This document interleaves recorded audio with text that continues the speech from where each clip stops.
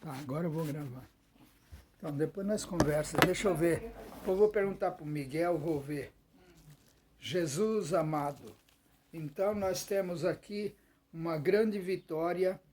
Ló teve medo de ficar morando em Zoar. Ló sempre era um fraco, né? Nós vemos que em Sodoma ele fracassou. Em Gomorra, né? Sodoma e Gomorra ele fracassou. Antes, com Abraão, o tio dele, que fazia tudo por ele, também ele fracassou, deixando com seus empregados discutissem com os empregados do seu tio, não teve respeito. Agora aqui também não teve respeito naquilo que o Senhor falou para ele, para morar na cidade de Zoar. Já começou também errado, porque ali ele levou vinho. Quando ele saiu de Sodoma, ele levou vinho. O vinho, aqui no sentido, significa contaminação, bebedeira, fracasso. O fracasso dele foi o vinho. As filhas dele usou o próprio vinho que ele levou para fazer com que ele pecasse no que diz respeito ao que nós lemos aqui. Quando, na verdade, ele não precisaria de nada disso. E por isso foi para montanhas junto com as duas filhas. Dali então ele falou, vamos embora para a montanha, nós vamos morar na montanha. E foram morar na montanha. Ali os três viviam numa caverna, não tinha ninguém ali, era montanha, abandonada, longe do povoado. E ali então era o pai e as duas filhas.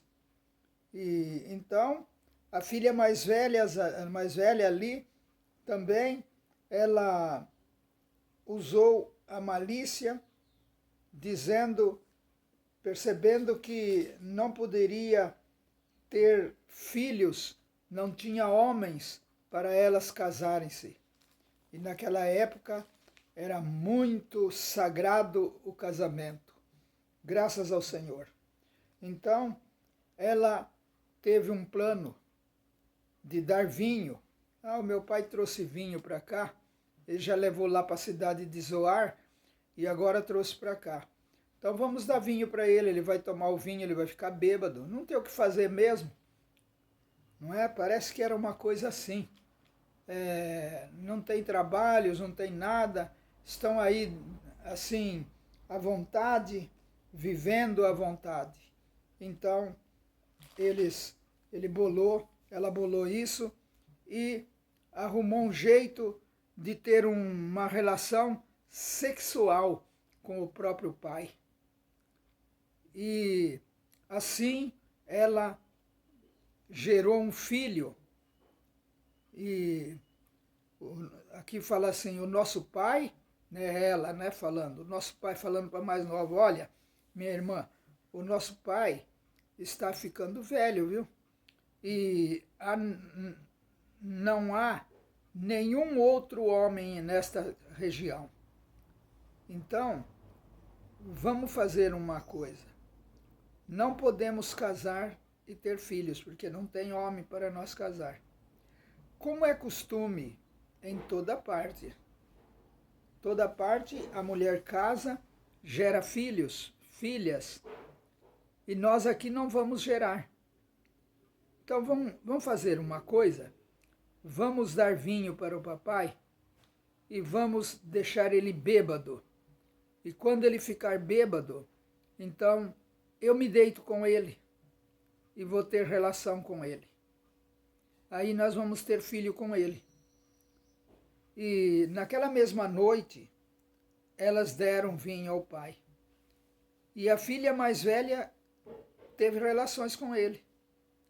Ela deitou-se com o próprio pai, bêbado, e engravidou dele. Mas ele estava tão bêbado que ele nem percebeu nada. Veja só que baixeza.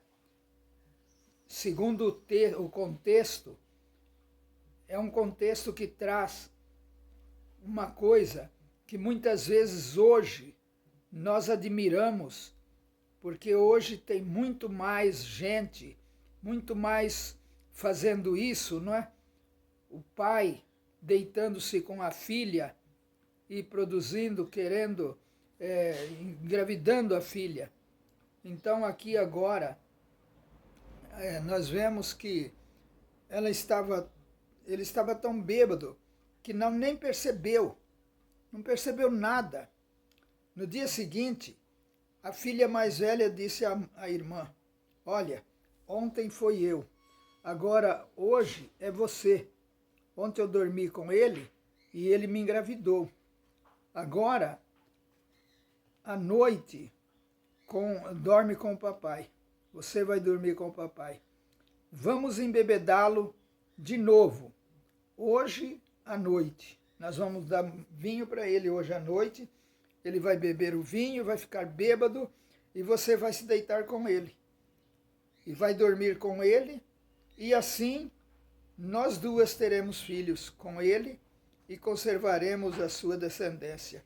Parece que até essa filha mais velha era tanto quanto maliciosa e não queria que somente ela fizesse essa coisa errada, mas que induziu a irmã mais nova também a se deitar com o pai.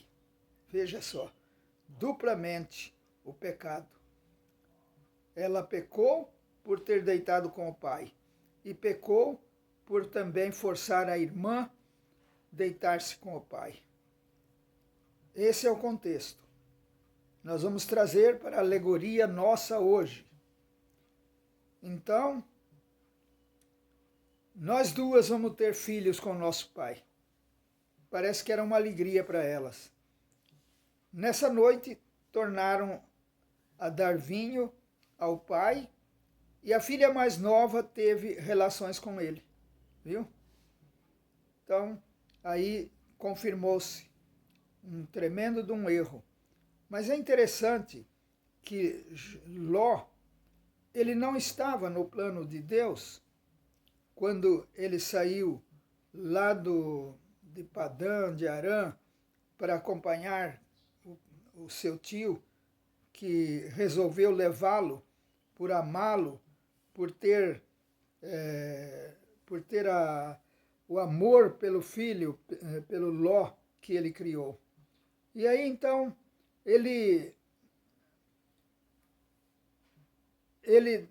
o pai, eles fizeram tudo esses erros, no contexto está falando, já naquela época, há muitos 1000 anos atrás, imagina, hoje parece que isso até se tornou quase que comum, não é? E o pai engravidar uma filha. Já vimos muito isso no nosso mundo hoje, mas a importância aqui é de trazer para o lado espiritual, o lado que nós queremos, que nós aproveitamos, e vemos como que Deus, ele aproveita todos os espaços, mesmo que isso não estava no seu plano, não era o plano de Deus, porém, quando aconteceu, se tornou, encaixou, voltou a ter valor para Deus no seu plano. E esse plano, então, adquiriu essas falhas, porém, nunca o plano de Deus desvia-se e não se cumpre. Nós vemos em Jó, quando o inimigo pediu para Deus, quando ele estava rodeando a terra, e quando ele subiu aos céus, quando Deus viu ele ali, falou: você veio de rodear a terra, né? Sim. Eu acredito que o Satanás ali deveria até falar: sim, foi você que me mandou eu rodear. Você sabe que eu vim de rodear a terra. Então você viu meu servo Jó, não viu? Muito bem. E o que você achou? Ele tem prosperidade, ele tem fazendas, ele tem o amor, ele trata bem os seus empregados, ele sempre está fazendo a manifestação do bem. E o Satanás virou para o Senhor e disse: claro, você encheu ele de bens, ele tem de tudo. Simplesmente quando ele te pede, você já dá para ele. Então, assim ficou fácil para ele te obedecer. Mas fere ele, mexe com ele, tira um bens dele, de alguma coisa que você deu para ele, para ver se ele não vai blasfemar de ti. Satanás desafiou o Senhor a fazer isso. Isso não estava num plano de Deus. Parece que aqui Jó tinha o plano de Deus traçado na maior facilidade, no maior exemplo de homem temente a Deus. Mas de repente tudo muda, porque o Senhor fala: tá aí, eu aceito o seu desafio. Aceito o seu desafio.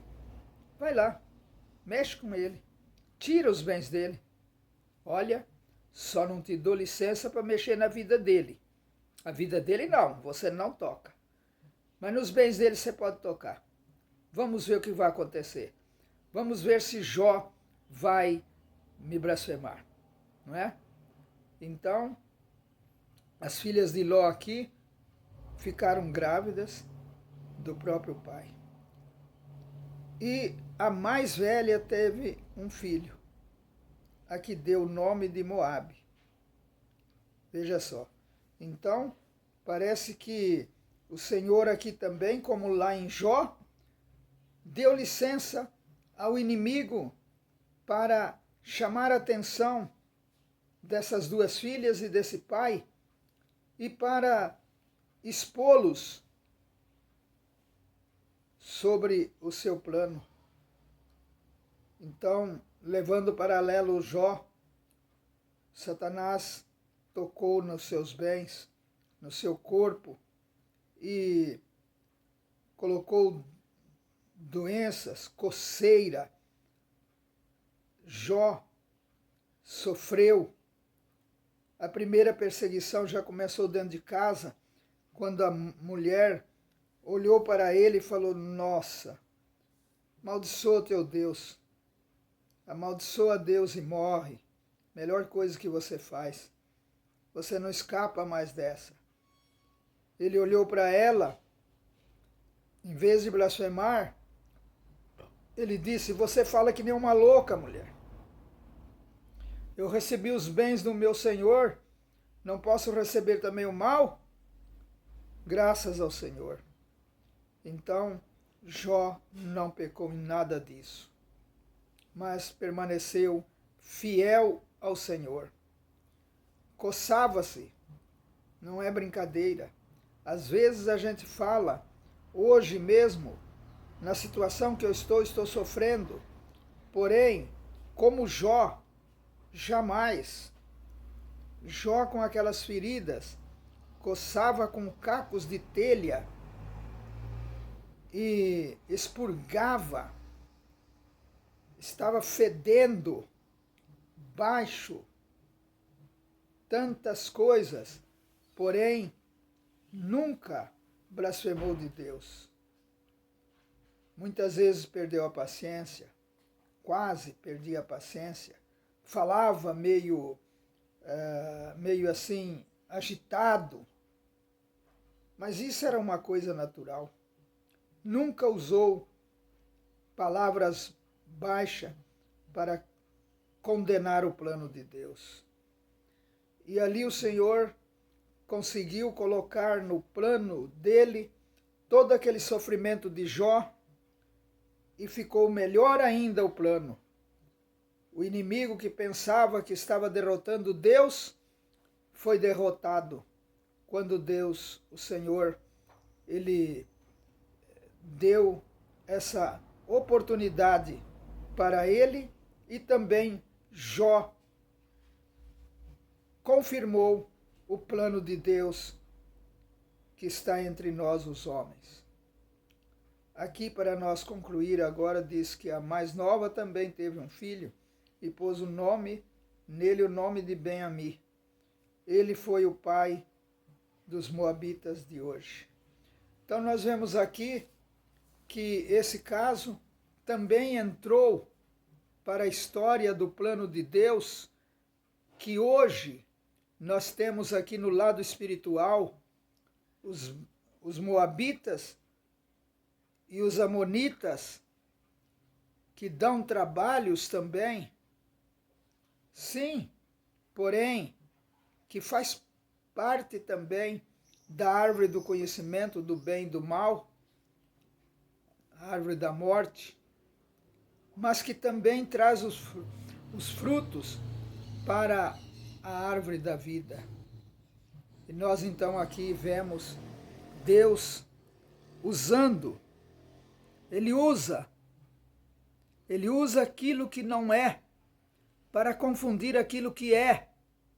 Deus, Ele é Deus, Ele é o Senhor. Não há como reprová-lo, não há como deixar de obedecer esse Deus, não há como ter cisma, ter medo de perder o plano dele. Mas hoje, o plano de Deus para nós é o plano eterno, é espiritual, não é simplesmente as coisas terrenas, as coisas da terra, não. O plano de Deus dentro de nós está na evangelização do reino. Cristo veio, como nós sempre estamos falando aqui, sobre o Velho Testamento e o Novo Testamento. Precisamos falar muito sobre isso, agitando e fazendo com que os irmãos entendam o que é a palavra de Deus, a Bíblia. O Velho Testamento trouxe para nós essa beleza que hoje nós temos dentro de nós, o Espírito do Senhor. Graças ao Senhor. Por isso precisamos sim, e como precisamos, do Velho Testamento. O Velho Testamento nos serve de professor, nos mostra quando nós estamos errados, quando nós saímos do plano de Deus. Então, quando Cristo veio, ele, no princípio, João disse que ele era o Verbo. E o Verbo estava com Deus, e o Verbo era Deus. Mas o Verbo se tornou carne, habitou entre nós, mudou, viu? Mudou o plano de Deus, mudou agora a situação desse plano. O Senhor veio para cumprir esse plano, para cumprir dentro de nós, que temos as duas árvores. Não tem jeito. A árvore do bem e do mal e a árvore da vida. Mas tudo que nós temos hoje, nós adquirimos em Cristo, através do seu sacrifício. Ele morreu por nós, pecadores. Não há outro nome a ser dado no qual nós devemos ser salvos. Quero sempre citar aqui, Mateus 11 diz assim, ele, o próprio Senhor, disse, vinde a mim você que está cansado, você que está oprimido. Toma sobre vós o meu fardo que é leve, e o meu jugo que é suave, e aprende de mim que eu sou manso e humilde de coração. Graças ao Senhor por essa palavra. Quando me entreguei para o Senhor, quando me leram esse versículo para mim, quando ele chegou nos meus ouvidos, caiu no meu coração, e eu abri o meu coração, como diz em Apocalipse 3:20, eu estou à porta e bato. Se você abrir a porta, eu entrarei e cearei contigo e você comigo. O Senhor, Ele tem vontade, Ele tem fome, Ele quer ceiar conosco. E aqui ele está mostrando que ele ceiou com nós, está ceando conosco até hoje. Graças ao Senhor. Isso nos conforta, isso nos faz nós passarmos pelas dificuldades que nós passamos, doenças que muitas vezes vêm por nós deixar as portas abertas. Eu não me justifico. Tudo que eu tenho passado, com certeza que foi porque a minha desobediência chegou aos céus. E o Senhor precisava, assim como Jó também, e assim como essas filhas de Ló, e assim como Ló, e assim como Abraão também, que era fiel ao Senhor, que foi considerado o pai da nossa fé, e que até hoje o seio de Abraão é considerado por Deus para os crentes. Quando ele chamou Abraão e disse, conta as estrelas, você é capaz? Abraão disse, quem foi que falou, Senhor? Eu não sou capaz de contar, não. Jamais eu contarei essas estrelas. Então, a sua nação, a sua descendência será essa. Conta a areia do mar, a areia é a nação. Conta a areia do mar, Abraão. Você pode? Pega a areia lá, os grãozinho por grãozinho. Conta eles. Veja, quando você acabar de contar, você me fala. Não, Senhor, não consigo. Então, assim será a tua nação. E é realmente isso. Hoje nós vemos isso. Espiritualmente, no mundo inteiro, há milhões e milhões de irmãos, de servos do Senhor, com todas essas fraquezas que nós estamos falando, com essa árvore do bem e do mal dentro deles, porém, sempre rompendo com essa árvore e sempre indo para a árvore da vida e recebendo do Senhor aquilo que precisa para o sustento espiritual. Graças ao Senhor. É isso que nós aprendemos aqui hoje, nessa lição para nós, essa maravilha que o Senhor deixou para nós. Parece tão negativo. Olha só, 2 filhas vivendo numa montanha com o pai e ali rompendo com a sinceridade de pai para com o filho, de honras para com o pai. E, de repente, tudo se encaixa e vem a conduzir, através dos moabitas, dos amonitas.